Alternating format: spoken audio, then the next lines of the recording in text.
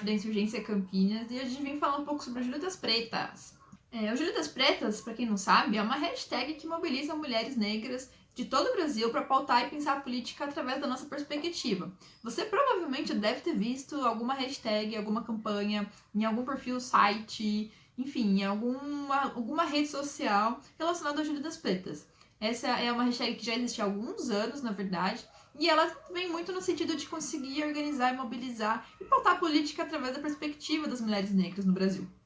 Se a gente vive em um país extremamente desigual, em que as mulheres negras estão nos piores índices, a auto-organização, né, e a luta contra o machismo e o racismo intrínsecos da nossa sociedade, ela se torna essencial. E o Julho das Pretas vem muito nesse sentido. Ele é um mês de mobilização e ações e atividades que acontecem de diversas formas, de diversos temas, com diversas figuras que se envolvem, e ela acaba conseguindo trazer uma perspectiva, conseguindo dar visibilidade à nossa perspectiva de mundo e de sociedade. E esse mês ele não vem à toa. Em 1992 aconteceu o encontro de mulheres negras latino-americanas e caribenhas na República Dominicana, e durante esse encontro foi escolhido o dia 25 de julho como um dia de mobilização para pautar a política através da nossa perspectiva de mulheres negras. Soma-se a isso o Dia da Mulher Negra no Brasil e também o Dia da Teresa de Benguela, que foi instaurado em 2014 durante o governo Dilma, mas que é uma reivindicação também que existe desde 1992.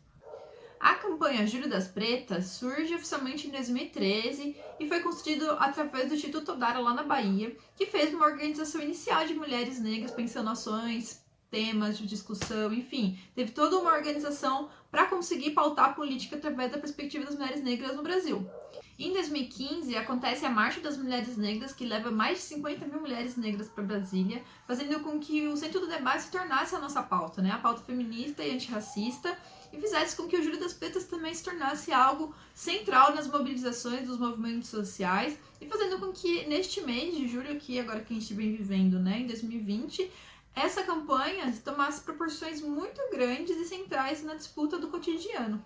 O Julho das Pretas tem várias pautas no decorrer dos anos, sendo que já falou de cultura, já falou sobre mulheres na política, já falou sobre mulheres nordestinas, e esse ano, em 2020, foi escolhido como tema a luta pelo direito à vida e pelo bem viver, entendendo a centralidade das vidas negras importam na disputa política que a gente vive hoje e na importância de uma construção civilizatória de uma sociedade em que a vida ela esteja acima de qualquer outra coisa.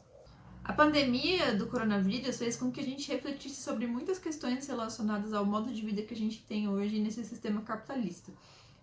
Pensar a auto-organização das mulheres negras, inclusive, vem muito no sentido de dar fortalecimento para esse setor da sociedade que sofre com os impactos de uma política retrógrada que retira direitos a toque de caixa, enquanto o direito à vida deveria ter sido garantido através de políticas públicas e afirmativas. O governo, ao invés de dar estrutura para as famílias pauperizadas que moram nas periferias e que historicamente já não têm acesso à água, já não têm acesso a saneamento básico, já não têm acesso a uma alimentação adequada, ele vem no sentido contrário. Se a gente vive hoje uma política de retirada de direitos, de aprofundamento de uma crise global, sistêmica, que tem relação com a questão ambiental, que tem relação com a questão política, econômica, social, inclusive moral, a gente sabe que essas políticas elas se aplicam a alguém. E esse alguém são as mulheres negras que já historicamente estão nos piores índices sociais. Durante o Julho das Pretas, a gente também tem levantado a memória de muitas mulheres negras que vieram antes de nós. Se hoje a gente tem condições básicas de sobrevivência, é porque muitas mulheres lutaram. E para reforçar essa campanha e o imaginário coletivo sobre a importância de outras mulheres negras que vieram antes de mim, eu vou falar um pouquinho da Dandara. Para quem não sabe, a Dandara foi companheira do Zumbi, responsáveis por um dos maiores quilombos já conhecidos no Brasil, que é o Quilombo dos Palmares, e ela foi morta em fevereiro de 1694.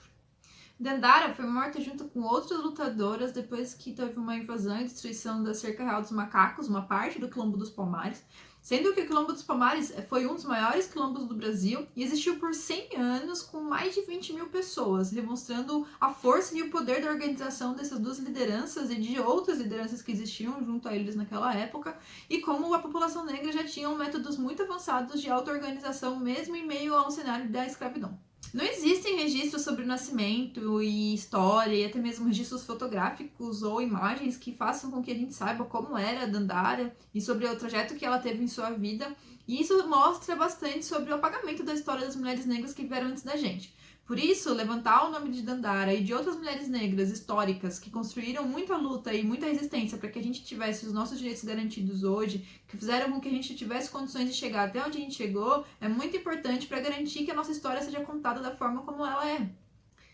E é importante a gente sempre lembrar que, graças ao movimento negro, hoje, Dandara simboliza um nome de resistência e de luta e de uma reafirmação da centralidade das mulheres negras na disputa de uma sociedade mais justa e igualitária.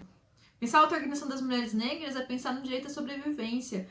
Se a gente hoje luta e usa esse mês como uma forma de conscientização sobre a situação em que nós vivemos, é porque a gente chegou numa situação extrema em que as nossas vidas correm risco, inclusive pensando numa pandemia em que as pessoas negras e marginalizadas são as principais atingidas.